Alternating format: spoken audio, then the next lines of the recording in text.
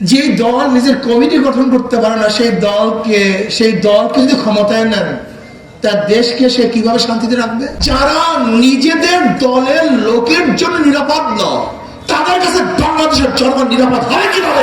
এক জাহান্নাম আর এক জাহান্নামকে খায়। এখন থেকে বিএনপি কে খায়। মানুষ মুক্তি পাওয়ার জন্য, শান্তি পাওয়ার জন্য, বৈষম্য দূর করার জন্য জুলাই আগস্ট বিপ্লব করেছিল। কেন? আওয়ামী লীগ কি করেছিল? দুর্নীতি করেছিল। আওয়ামী লীগ কি করেছিল? চাঁদাবাজি করেছিল। আওয়ামী লীগ কি করেছে? ধর্ষণ করেছে। আওয়ামী লীগ কি করেছে? খুন করেছে, জুলুম করেছে। মানুষ মুক্তি পাওয়ার জন্য আন্দোলন করেছিল, সংগ্রাম করেছিল। আমরা আর চাঁদাবাজের শিকার হব না, আমরা অবৈধ খুনে আক্রান্ত হব না, খুনি হব না, আমরা জুলুমবাজের শিকার হব না, অত্যাচারিত হব না। কিন্তু আমরা কি দেখলাম?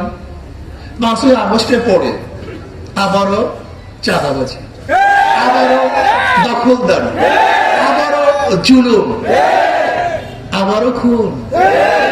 আরে খুন বাইরের তো বাদ দেন, শুধু বিএনপি নিজেদের আত্মকহল হলে এই পর্যন্ত খুন হয়েছে 120-এর উপরে। আমরা এতদিন শুনছি জাহান্নামের আগুনকে খেয়ে ফেলবে। এক জাহান্নাম আর এক জাহান্নামকে খায়। এখন থেকে বিএনপি কে খায়। যারা নিজেদের দলের লোকের জন্য নিরাপদ নয়, তাদের কাছে বাংলাদেশের জনগণ নিরাপদ হয় কিভাবে?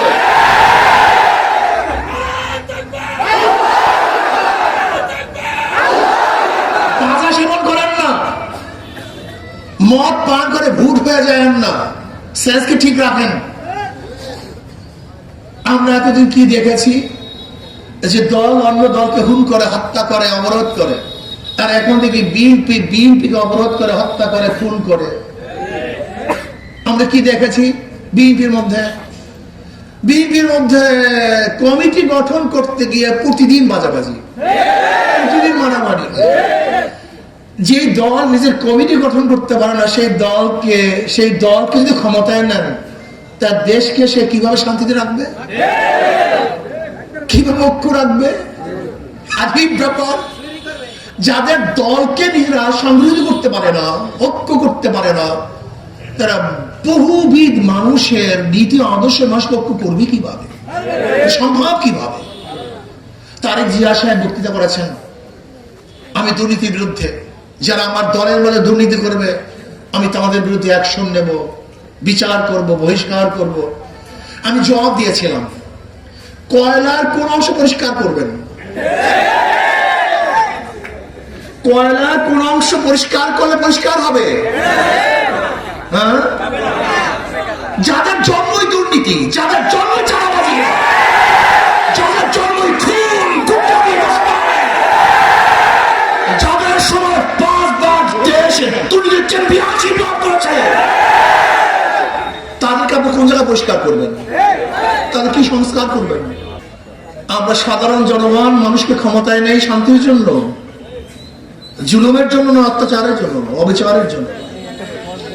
আমি বাংলাদেশের জনগণকে ঐক্য হতে বলবো, সবাই ঐক্য হন, পাগল হয়েন না, বিবেককে ঠিক রাখুন।